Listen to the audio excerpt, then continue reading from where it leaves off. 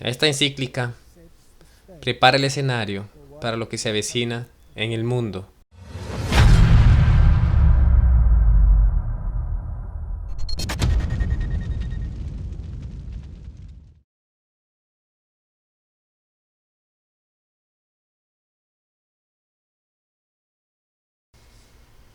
Derechos del sistema sin fronteras. Nadie entonces puede quedar excluido por su lugar de nacimiento, y mucho menos por los privilegios que disfrutan otros que nacieron en tierras de mayor oportunidad. Los límites y fronteras de los estados individuales no pueden interponerse en el camino de esto. Así que si te has convertido en una nación rica, es porque es por causa de un pueblo trabajador. Entonces tiene que regalar eso a la gente más pobre. Usted tiene que hacerlo porque esta es la doctrina social católica. Todos tienen que ser iguales. Cualquier cabeza que se levante sobre los demás debe ser cortada. El desarrollo no debe apuntar a la acumulación de riquezas por unos pocos, sino que debe garantizar los derechos humanos, personales y sociales, económicos y políticos, incluidos los derechos de las naciones y de las personas. De modo que lo que se implica o lo que se aplica al individuo se aplica también a las naciones. Por lo que el capitalismo, en todas sus formas, debe desaparecer. La alternativa es que el Estado es dueño de todo. Y eso, según el catolicismo, tampoco está bien. Así que tenemos tesis y tenemos antítesis. Pongamos esto en el plano político. Tenemos un Trump y tenemos un Biden. Hemos dicho que ambos están equivocados. Ambos están equivocados. Necesitamos una síntesis. Una iglesia y Estado unidos, donde tenemos propiedad privada, pero solo bajo una hipoteca social. Y todo lo que posees no es tuyo. Interesante. En el episodio anterior, Biden dijo que vive según la doctrina social de la Iglesia Católica Romana. Ahora, Bernie Sanders se jactaba del hecho de que fue al Vaticano y allí participó en estas discusiones de economía y se jactó de que su filosofía es la filosofía social católica. Y los estadounidenses lo miraron y dijeron, este hombre es extremo. No han visto nada todavía. Solo otra cosa que me vino a la mente. Ahora Amy Barrett pertenece a este grupo, gente de alabanza. Y según algunos artículos, ya tienen una especie de arreglo social. Todo pertenece a todos ellos, comparten todo lo suyo. Absolutamente. Así que la doctrina social católica, cuando eso se convierta en la norma, nos daremos cuenta de a dónde nos lleva esto realmente. Hablaremos de ello en un momento. El derecho a la propiedad privada siempre está acompañado del principio primario y previo de la subordinación de toda propiedad privada al destino universal de los bienes de la tierra y por lo tanto el derecho de todo a su uso. No tienes nada. Ahora, todo esto es bíblico lo que se dice aquí, para nada. Tenemos una historia en la Biblia donde un gobierno quería quitarle la tierra a un propietario privado. ¿Recuerdas? ¿Recuerdas la historia de Acab y del viñado de Nabot? Acab quería la viña y Acab dijo, yo quiero este viñado. Y Nabot le dice, lo siento, esta es mi herencia. ¿De quién? De Dios. Este es mi derecho dado por Dios, no es el tuyo. ¿Y recuerdas quién le dijo a él, no te preocupes, yo lo conseguiré para ti? Jezabel. Y Jezabel sirve como un tipo de quién? De la Iglesia Católica Romana. Ajá, ¿y cómo sabemos? Porque si vamos a la iglesia de la Edad Media, en el libro de Apocalipsis. Hay una Jezabel que es tolerada por la iglesia y es la que negocia de púrpura y rojo los colores de la Iglesia Católica Romana, que es la que dice: voy a conseguirlo para usted. Así que, ¿quién es, mi querido? ¿El rey o Jezabel? Jezabel. El rostro de Acab estaba triste, dice la Biblia. Y Jezabel, ¿qué fue lo que ella hizo? Ella hizo asesinar a Nabot. Ella lo mató. ¿Crees que los gobiernos a veces pueden sancionar el asesinato de personas que poseen tierras? ¿Crees que podría suceder por la instigación de quién? De la iglesia, de Jezabel. Así que esto es lo que nosotros estamos viendo aquí. Y establece aquí, con bastante claridad, que los obispos de los Estados Unidos han estado enseñando que hay derechos fundamentales que preceden a cualquier sociedad porque fluyen en la dignidad otorgada a cada persona como creada por Dios. Esto es el bien común y esta es la ley natural. Él escribe y sigue diciendo: lo que se aplica a las naciones es cierto también para diferentes regiones dentro de cada país, ya que también hay grandes desigualdades que a menudo existen. Entonces, esta es una regla universal, una ley universal. Entonces, habla de la deuda.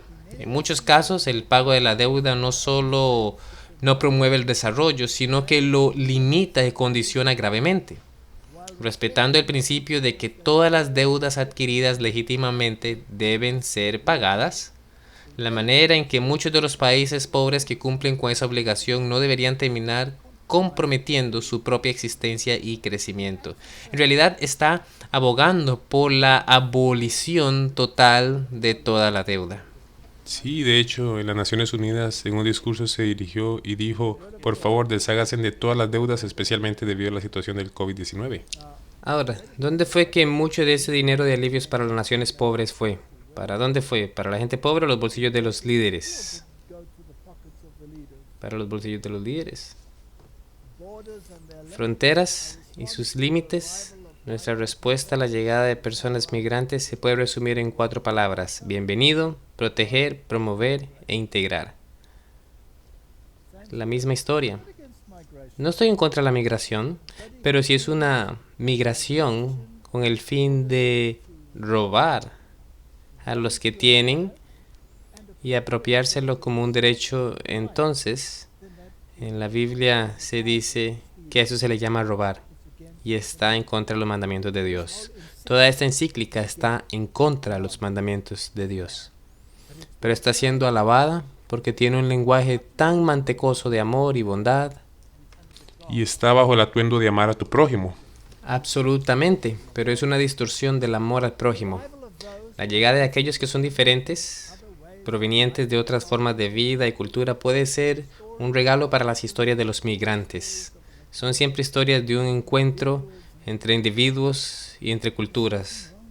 No hay nada de malo en la migración, nada de malo en ello en absoluto. Pero cuando migras para llegar a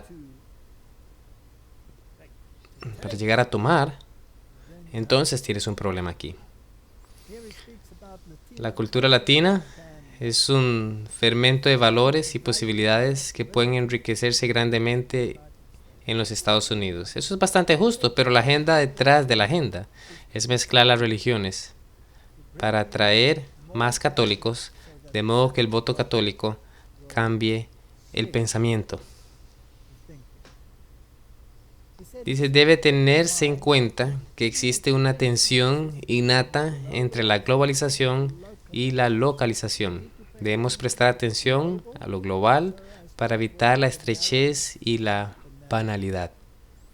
Impulsa o está impulsando la agenda global. Esta es la agenda global del Papa. Un horizonte universal. Hay una especie de narcisismo local no relacionado con un amor saludable por la propia gente y cultura. Nace de una cierta inseguridad y miedo a los demás que lleva al rechazo y al deseo de erigir muros para autodefenderse. Por lo que se está convirtiendo un delito tener una cultura particular. Así que si eres alemán y tienes la cultura alemana, ella tiene que desaparecer. Si no es para el bien común, tiene que irse. Así es, tiene que irse. Así que está muy interesante esta encíclica. De hecho, una apertura sana nunca amenaza la propiedad de la identidad. Pero si la gente amenaza a los que viven en el país, ¿qué pasa entonces? Y luego pide en el capítulo 5 un mejor tipo de política. El desarrollo de una comunidad global de fraternidad basada en la práctica de la amistad social por parte de los pueblos y naciones exige una mejor especie de política, una verdaderamente al servicio del bien común. Lamentablemente, la política de hoy a menudo toma formas que obstaculizan el progreso hacia un mundo diferente. Nos dirigimos hacia un nuevo orden mundial, y cuando los reyes del mundo den su poder a esta bestia, descubrirán cuáles eran realmente los propósitos de Roma, y será demasiado tarde. Me parece interesante que se refiera a la crisis del 2007 y del 2008. Y dice, brindó una oportunidad para desarrollar una nueva economía. Pensemos en esa nueva economía. ¿Qué era esta nueva economía que pasó allí? Bueno, el mundo entero estaba endeudado y cayó y tuvieron que rescatar a todos. Así que, ¿quién rescató a quién? El gobierno. Los gobiernos rescataron la industria. Con billones de dólares, ¿cierto? Ok. El gobierno tenía el dinero, ¿no? No. ¿Y cómo rescatas a alguien si no tienes el dinero para rescatarlos? Así que no tenía el dinero para rescatarlo, así que crearon el dinero. Así es. Correctamente. Y lo rescataron. Imprimieron el dinero. Bien, ahora pensemos en esto y dejemos que los oyentes contemplen esto, ya que es un tema muy interesante. Antes de la crisis del 2007 y del 2008, había propiedad privada y estaba el gobierno. La industria privada y el gobierno. Este fue el primer movimiento para deshacerse de esta individualidad. Así que cuando los gobiernos rescataron a la industria, ¿lo hicieron en forma de un préstamo o era en forma de una compra de tipo buy-in? Fue de buy-in. Entonces, los préstamos no tenían que ser reembolsados. Lo que sucedió después del 2007 y 2008 fue que el gobierno y la industria se convirtieron en socios. ¿Por qué era necesario que se convirtieran en socios? Para que la comunidad no sufriera.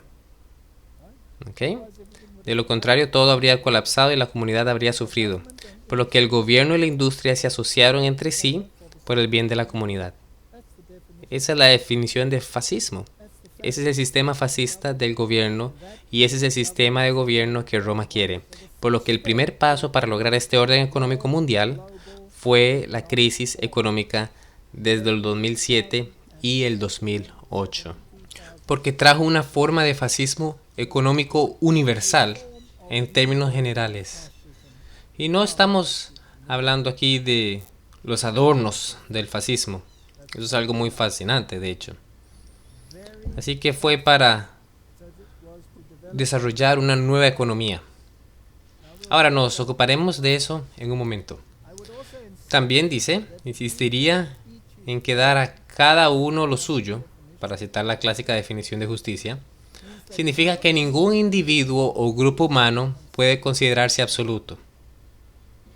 Ningún grupo con derecho a omitir la dignidad y los derechos de otros individuos o de sus grupos sociales. Por lo que básicamente no puedes tener tu propia identidad. Es probable que no. Ahora, ¿qué si usted tiene una identidad religiosa que es diferente del resto? ¿Tendría que cambiarla? Claro que sí, vas a tener que cambiarla. La distribución efectiva de poder, especialmente político, económico, de defensa y tecnológico, entre la pluralidad de sujetos y la creación de un sistema judicial para la regulación de las reclamaciones e intereses, son una forma concreta de la limitación de poder. Muy interesante. Por lo que no se permitirá ser un individuo. Me gustaría también resaltar la necesidad de una reforma de las Naciones Unidas. Este hombre es un bien ocupado. y también de instituciones económicas y finanzas internacionales para que el concepto de la familia de naciones pueda adquirir fuerza real. Nos dirigimos a alguna parte aquí. Nos dirigimos a alguna parte. Se necesita coraje y generosidad para establecer libremente metas compartidas y asegurar una observancia mundial de las normas esenciales. ¿Qué significa eso? Me pregunto si la moral católica y el culto católico del Dios Sol se incluyen en esta norma esencial. Porque dice eso en Laudato Si. Y a lo que se refirió también muchas veces, y parece que su identidad individual o grupo o grupal tendrá que dar paso a esta nueva norma. Continúa y dice, hay mucha necesidad de cambiar a través de una reforma fundamental y una renovación importante. Solo una política saludable que involucre a los más diversos sectores y habilidades es capaz de superar este proceso. Me pregunto si es él mismo estableciéndose como el maestro títere. El líder moral del mundo. Así es, el líder mundial el líder mundial moral. Necesitamos amor político para hacer esto. Ahora vayamos al meollo del asunto. Es un momento en el que diversas formas de intolerancia fundamentalista están dañando la relación entre individuos, grupos y pueblos. ¿Alguna idea de lo que estamos hablando aquí?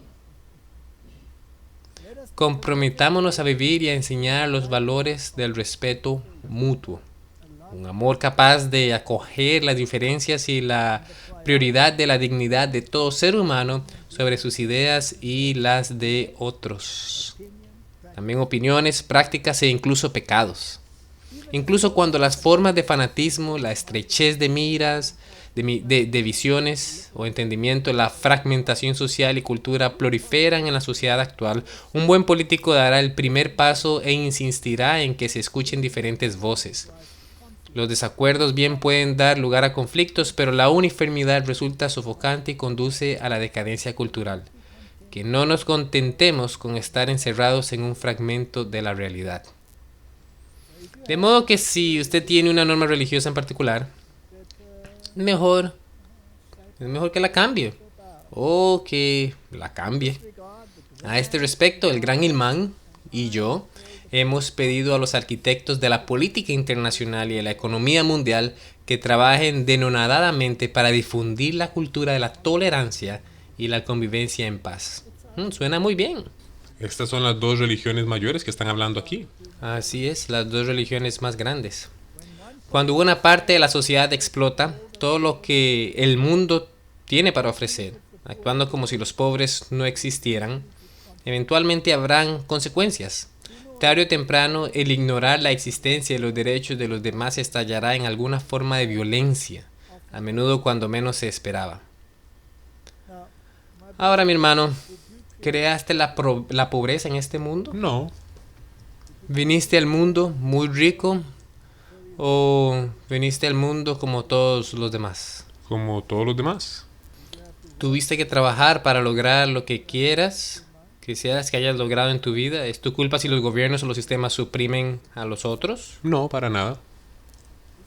Esta es una visión muy unilateral del mundo. Así, continuemos aquí. Encuentro bien interesante que él dice que la verdad, de hecho, es un compañero inseparable de la justicia y la misericordia, lo cual es por supuesto cierto. Pero ¿de cuál verdad está hablando él? La de la iglesia. Exacto, no de la verdad de la Biblia. En la cruz, la justicia y la misericordia se besaron. Ahí es donde se encuentra la verdad. La verdad se encuentra en Jesucristo y en su palabra y en su ley. Esto es absolutamente en contra de todo lo que las Sagradas Escrituras establece. Debe haber dicho la iglesia romana. Sí, sí. No solo la iglesia. Correcto. De eso es lo que estamos hablando. Y se refiere a los obispos de Sudamérica porque está trayendo al mundo entero de forma integrada. En el punto 275 dice que debe reconocerse que entre las causas más importantes de la crisis del mundo moderno están una conciencia humana desensibilizada, un distanciamiento de los valores religiosos y el individualismo imperante acompañado de filosofías materialistas que deifican a la persona humana e introducen valores mundanos y materiales en lugar de principios supremos y trascendentales. Es interesante que la conciencia humana ha sido insensibilizada. ¿Por quién? ¿No ha sido por medio de los medios de la comunicación? ¿Crees que Hollywood jugó un papel importante aquí? Entonces el teatro jesuita juega un papel en todas estas cosas. Así que creas la crisis, creas el caos y luego del caos creas tu nuevo orden mundial. Ordum out of chaos. Muy interesante. El individualismo tiene que desaparecer.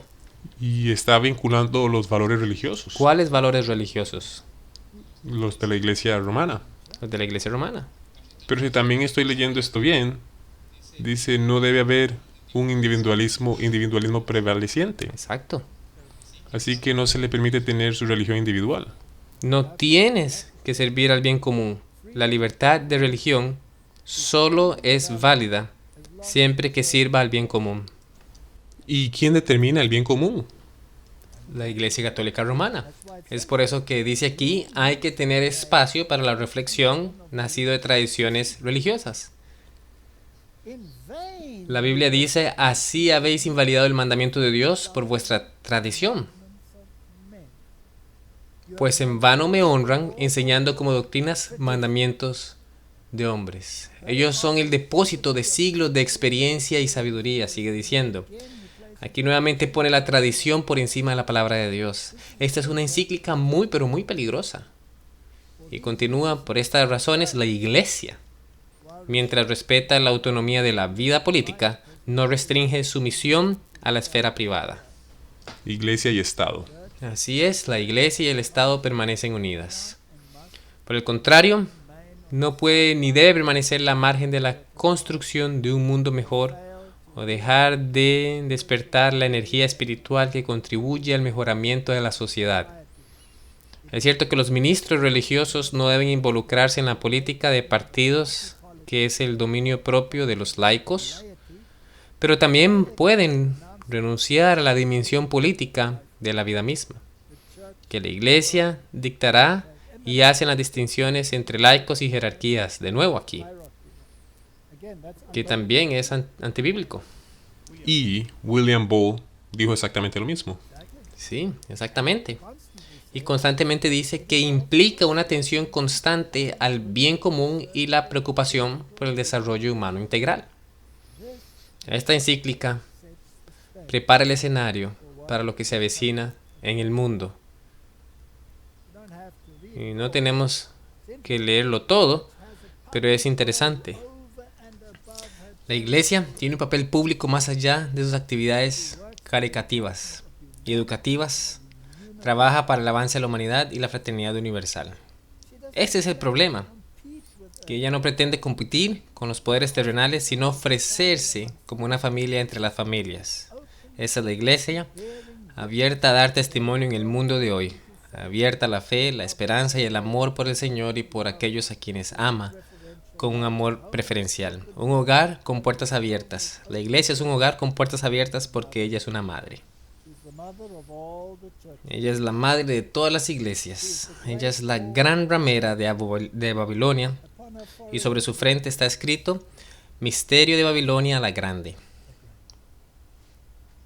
Y luego introduce el paganismo, al decir, para muchos cristianos este camino de fraternidad también tiene una madre que se llama María. Habiendo recibido esta maternidad universal al pie de la cruz, se preocupa no solo por Jesús, sino también por el resto de sus hijos. Ahora, Fátima prometió que el mundo entero estaría a los pies de la Iglesia Católica Romana. Digamos, María en Fátima. Es interesante que la llamaron Fátima y, por supuesto, une al mundo musulmán con el mundo católico. Pero sea como sea, yo creo que hemos tenido suficiente lectura de esta encíclica para saber el punto. Y quiero quiero señalar a los espectadores este libro, Megalomía Eclesiástica, por John Robbins. Es un libro muy interesante y si quieren saber más acerca de la doctrina social católica y los principios económicos de la Iglesia Católica Romana, sería prudente que leyeran este libro. Y solo quiero leer una o dos declaraciones aquí que podrían interesarles. Él cita aquí a Monseñor John Ryan, el arquitecto católico romano del Nuevo Acuerdo, y pues por supuesto era un jesuita, y eso es lo que dice. Pero las constituciones pueden cambiarse, y las sectas no católicas pueden declinar hasta tal punto que la prescripción política de ellas pueden volverse factible y conveniente. ¿Qué protección tendrían ellas entonces contra el Estado católico? Interesante. Este último, lógicamente, podría tolerar solo aquellas actividades religiosas limitadas a miembros de los grupos disidentes. No podría permitirles llevar a cabo propaganda general ni otorgar a sus organizaciones ciertos privilegios que se han extendido con frecuencia a todas las corporaciones religiosas, como por ejemplo la exención de impuestos. La Iglesia gobernará. En 1948, el jesuita Cavalli explicó la estrategia política del Estado católico romano en la civilización católica, donde dice: la Iglesia católica romana, convencida a través de sus prerrogativas divinas de ser la verdadera Iglesia, debe exigir el derecho a la libertad para ella sola. Porque tal derecho solo puede ser poseído por la verdad, nunca por el error. Es un estado donde la mayoría de la gente es católica. La Iglesia requerirá que la existencia legal sea negada al error y que si las minorías religiosas existen activamente, tendrán solo una existencia de facto sin oportunidad de difundir sus creencias. Seguro que este es el pensamiento más jesuita. Si pertenecen a algún grupo que cree en la Biblia, que cree que Jesús es el único camino a la salvación, que cree que la palabra de Dios es la norma y el estándar para su vida, que cree que la ley de Dios es en su totalidad, es decir, los 10 mandamientos son obligatorios, entonces serás un anatema a los ojos de esta iglesia. Ayn Rand tenía razón cuando escribió en 1967 que la Iglesia Católica nunca ha renunciado a la esperanza de restablecer la unión medieval de la Iglesia y el Estado con un Estado global y una teocracia global como su objetivo final. Escribe además que el Estado de la Iglesia Romana en el siglo XX, sin embargo, es una institución que se recupera de una herida mortal. Esto es lenguaje bíblico y viene de un economista. Y cuando recupere, sigue diciendo, su poder y autoridad completos, impondrá un régimen más siniestro que cualquier otro que el planeta haya visto. Y si la gente todavía no nos cree, repasemos algunas declaraciones papales para mostrar que esta encíclica está absolutamente en armonía con el pensamiento papal y no tiene nada que ver con la fraternidad y el amor fraternal. Tiene que ver con la megalomanía y hambre de poder. Me pareció muy interesante que el arzobispo Quigley en 1903 en el Chicago Tribune escribió lo siguiente: cuando los Estados Unidos gobierne el mundo, la Iglesia Católica gobernará el mundo. Y es por eso que el campo de la batalla está en los Estados Unidos de América y la ideología que eventualmente emergerá de allí. Cuando estas tesis y estas antítesis, digamos que Biden y Trump, cuando estas ideas choquen, entonces producirá la síntesis que ha sido preparada y ya implementada desde el 2007-2008 con las crisis económicas. Pero vayamos a algunas de estas otras declaraciones por aquí. Solo quiero decir que es también un lenguaje bíblico. La imagen de la bestia dará todo su poder a la bestia. Absolutamente. De acuerdo a la ley canónica, el control de todos los bienes del Estado de la Iglesia romana pertenecen al Papa, su emperador supremo. Está muy claro en estas declaraciones. Esto viene de Thomas Rees, de su libro Dentro del Vaticano, la política de la organización de la Iglesia Católica, Harvard University Press. El pensamiento económico de la Iglesia Católica Romana. La propiedad privada. Tomás de Aquino no escribió ningún tratado sobre economía, pero su pensamiento, basado en el de Aristóteles, es muy interesante, no se basa en la Biblia, como tampoco Francisco. Sigue diciendo que es fundamental para entender el pensamiento económico del Estado de la Iglesia Romana. Este libro se llama El crecimiento del pensamiento económico por Henry Siegel. El pensamiento económico católico romano desarrollado por los papas en las encíclicas y los consejos estatales de la Iglesia Romana ha contribuido al feudalismo y al socialismo gremial en Europa durante la Edad Media, fascismo en Italia, España, Portugal, Croacia y América Latina en el siglo XX, nazismo en Alemania en el siglo XX, intervencionismo y Estado redistributivo en el oeste, incluyendo los Estados Unidos en el siglo XX, teología de la liberación en América Latina y África en el siglo XX. Y ahora nos dirigimos al clímax.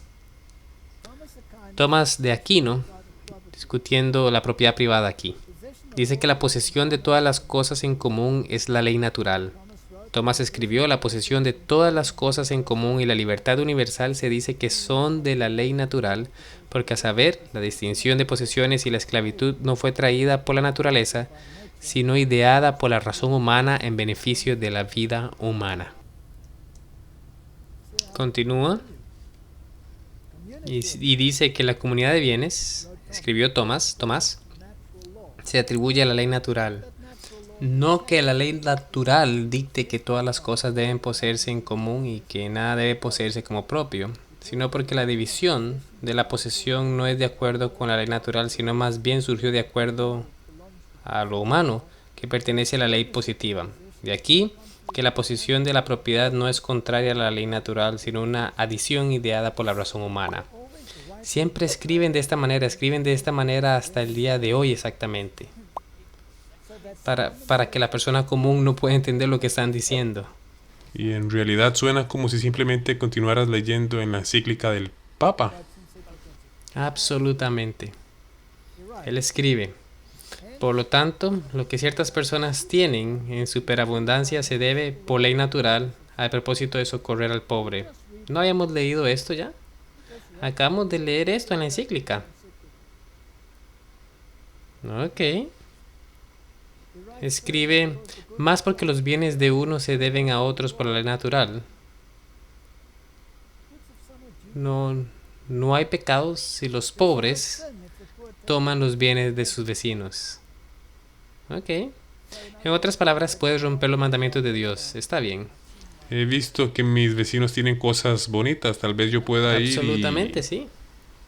En casos de necesidad, todas las cosas son propiedad común, de modo que no parecería haber pecado de tomar la propiedad de otro, porque la necesidad lo ha hecho común. Así que, ¿quién determina la necesidad, mi joven hermano? De acuerdo a esto, usted mismo. Usted lo determina, exacto, y la iglesia lo ayudará para determinarlo, ¿cierto? No solo no es un pecado tomar la propiedad de otra persona, ni siquiera es un crimen, según Tomás. Es lícito que un hombre absorba su propia necesidad por medio de la propiedad de otro, tomándola abierta o secretamente. No es esto propiamente hablando de hurto o robo. No es hurto, propiamente dicho, tomar en secreto y usar la propiedad ajena en caso de extrema necesidad, porque lo que toma para el sustento de su vida se convierte en propiedad suya por razón de esta necesidad. En un caso de necesidad similar, un hombre también puede tomar en secreto la propiedad de otro para socorrer a su vecino necesitado. Ahora en los Estados Unidos y en muchos países del mundo hemos tenido disturbios y saqueos y el 99% de las veces los saqueadores se escapan impunemente y los propietarios están sentados llorando porque sus bienes se han redistribuido sin consecuencias. Así que, por lo que ya no tienes que preguntarte por qué sucede que cuando la gente toma algo de otra persona, Sí. no pasa nada. ¿Y por qué deberíamos desfinanciar a la policía? Deshazte de ellos. Porque todo es común, no tienes derecho a tener algo en superabundancia. Ahora, si tienes una tienda llena de cosas que son realmente una superabundancia, ¿qué tal si saqueas la tienda? ¿Eso está bien? Sin consecuencias. ¿Mm? La Iglesia Católica dice que no es pecado. La doctrina católica romana de la propiedad privada se repite en el eslogan comunista del siglo XIX, de cada uno según su capacidad, para cada uno según su necesidad. Por lo que los derechos humanos son más importantes que los derechos de la propiedad. Ese fue el credo de la gran sociedad de Lyndon Johnson. Tomaremos de los que tienen y se los daremos a los que no tienen, que lo necesitan más. Y que aparece en la literatura del fascismo, nazismo, teología de la liberación, intervencionismo y socialismo. Esto es lo que la gente de Bernie Sanders y todos ellos son, ellos es lo que dicen. De eso se trata la doctrina católica romana. Ahora, Juan Pablo II, quien es un héroe en los Estados Unidos, en el momento de expresión de su encíclica de 1987 sobre la preocupación social, dijo: es necesario anunciar una vez más el principio característico de la doctrina social cristiana. Los bienes de este mundo están originalmente destinados a todos. El derecho de propiedad privada es válido y necesario pero no anula el valor de ese principio. La propiedad privada, de hecho, está bajo una hipoteca social. No tienes nada, pertenece a todos. Lo que significa que tiene una función intrínsecamente social basada y justificada precisamente por el principio de destinación universal de los bienes. De modo, ¿a quién le pertenece todo? A la iglesia. Y en nadie más es dueño de nada, ni siquiera los gobiernos. La iglesia es dueña de todo.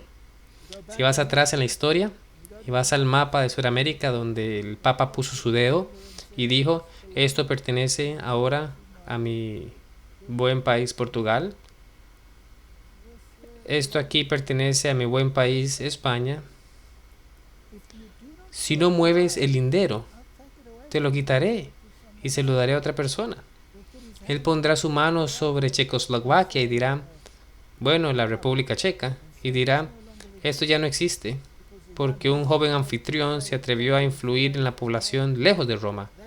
Así que ese país, esa economía, no existirá más. El Papa Pablo VI, el Papa Francisco, de hecho lo citó, ¿no? Y dice: cada hombre tiene por lo tanto el derecho de encontrar en el mundo lo que es necesario para sí mismo.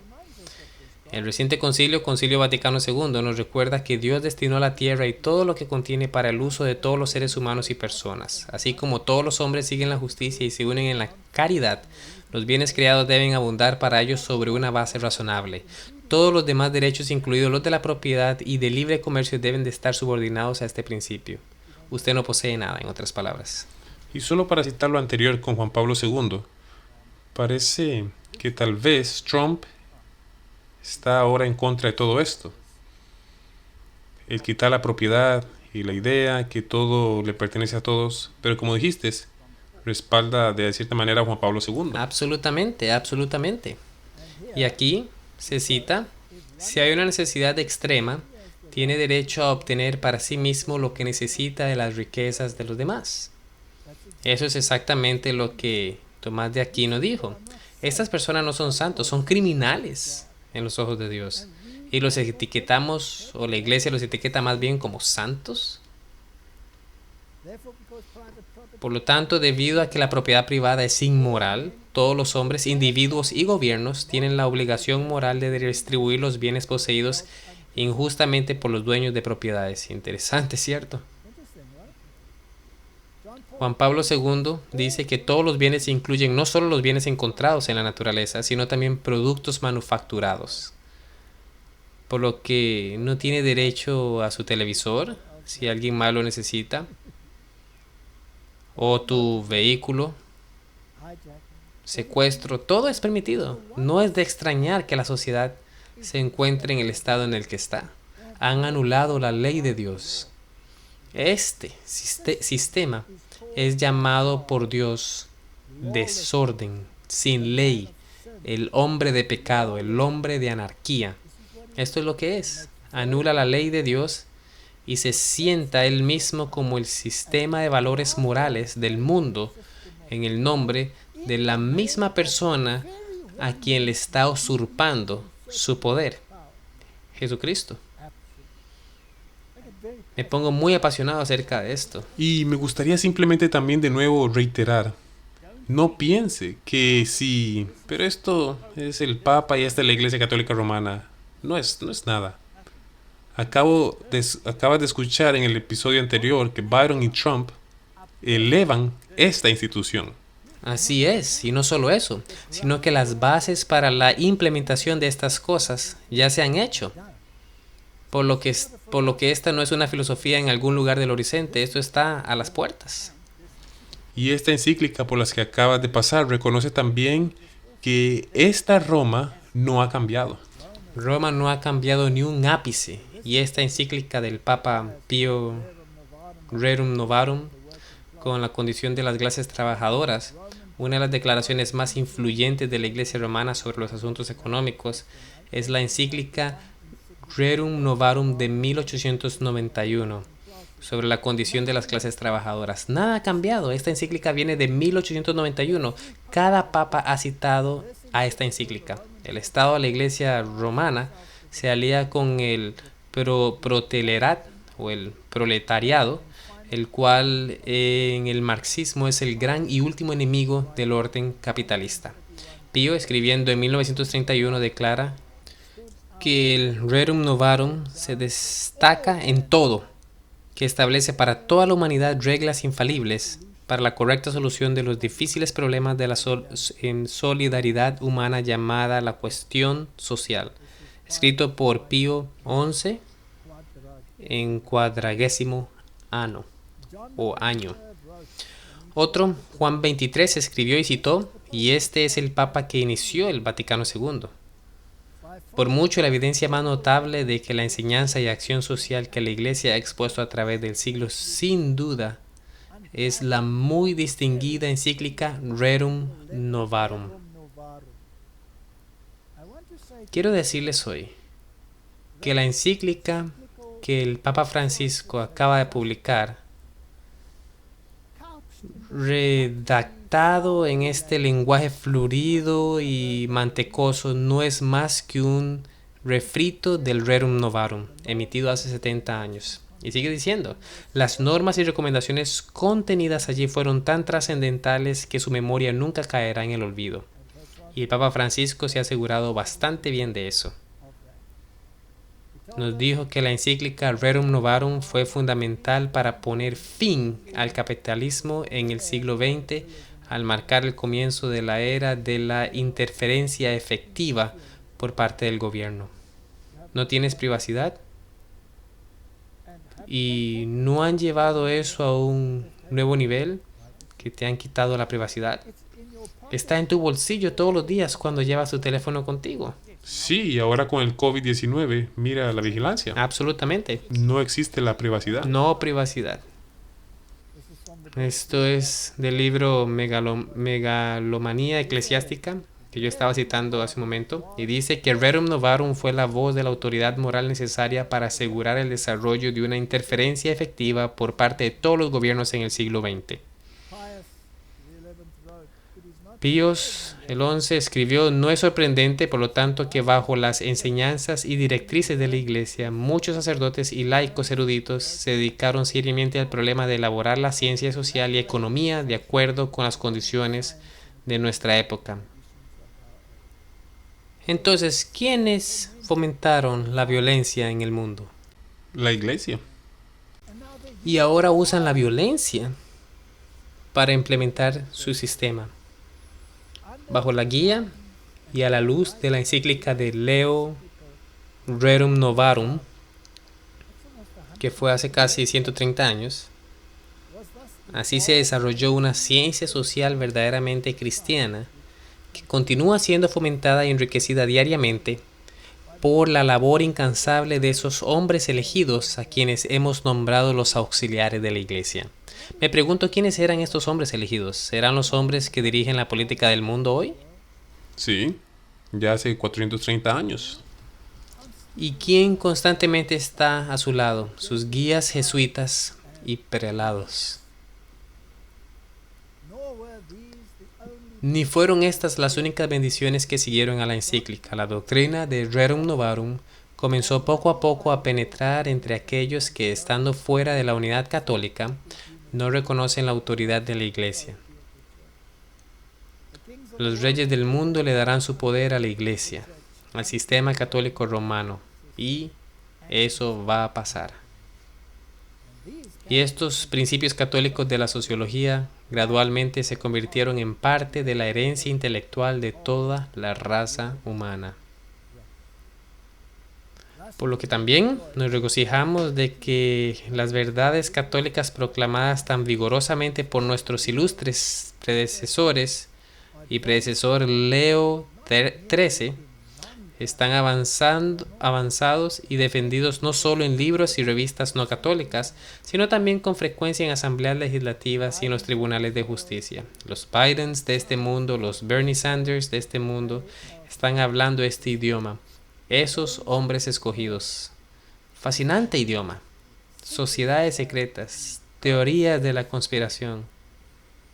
Nuestros amigos tendrán un día de campo sobre las teorías de la conspiración. Así que John Robbins lo resume y hace la pregunta: ¿quiénes son esos hombres elegidos? Dice: esos hombres elegidos, a quienes hemos nombrado los auxiliares de la Iglesia, citando lo que el Papa había dicho, que han sido tan fundamentales para poner fin al sistema de libre empresa del siglo XIX y sustituir un sistema de interferencia del gobierno en el siglo XX. Esos hombres escogidos son, no lo sé. Bueno, yo creo que estamos viendo a esos hombres escogidos hablar en nuestras pantallas de televisión todos los días.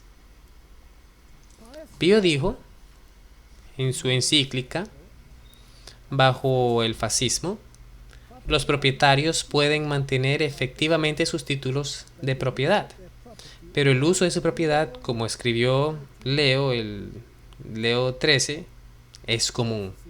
Esto es exactamente lo que el Papa Francisco dijo. El fascismo es una forma de socialismo que conserva las formas y los adornos del capitalismo, pero no su sustancia. Bajo el fascismo, los títulos de propiedad y las escrituras están intactos, pero la institución de la propiedad privada ha desaparecido.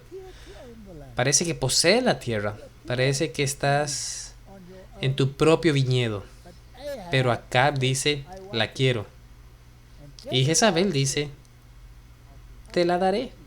Y si él no se quiere mover, voy a matarlo. Ese es el escenario muy interesante.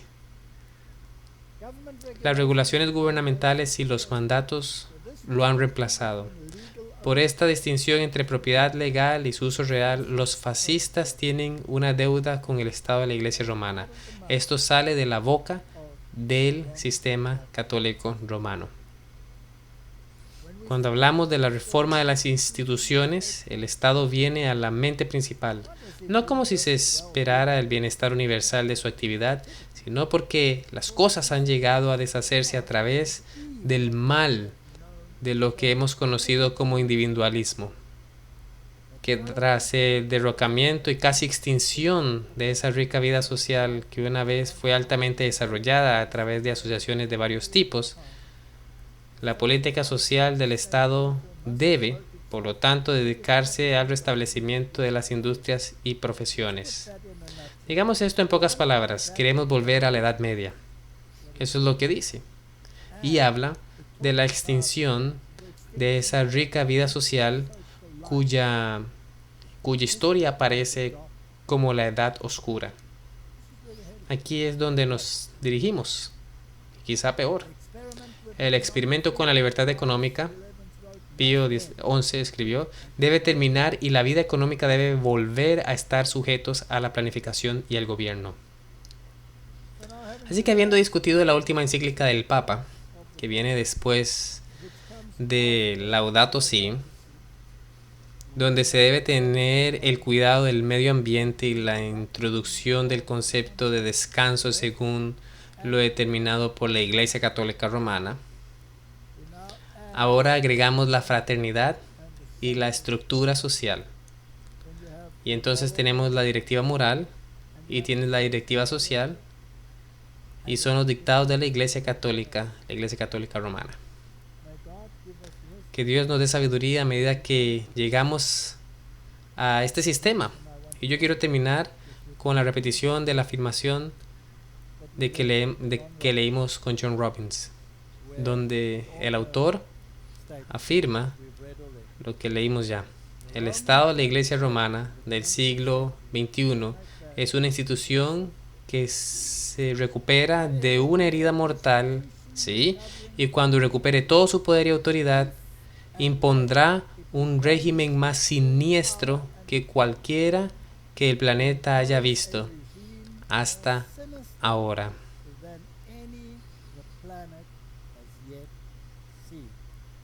Esto está en la página 195 de este libro. Que el Señor tenga misericordia de esta humanidad y que encuentren refugio bajo el ala de Jesucristo para que puedan entender lo que la verdadera libertad es. Está ligada en su ley. Está ligada en su ley, que es una transcripción del carácter de Dios y le otorga derechos que impunemente ellos van a quitar. Oremos. Padre Celestial, nos dirigimos a los momentos muy finales de la historia de la Tierra. Estamos en tiempos muy graves y no hay única solución que quede. Porque yo sé, Señor, que los reyes del mundo le darán su poder a esta bestia y la solución es la roca cortada sin manos humanas que golpeará la estatua y pondrá fin a los sistemas para que ni siquiera quede el polvo. Que ese día llegue pronto, en el nombre de Jesús. Amén. Gracias por ver este video. Para suscribirte, haz clic aquí. Cuando aparezca la campana, haz clic nuevamente para recibir notificaciones. Para ver el siguiente video, haz clic aquí. Gracias.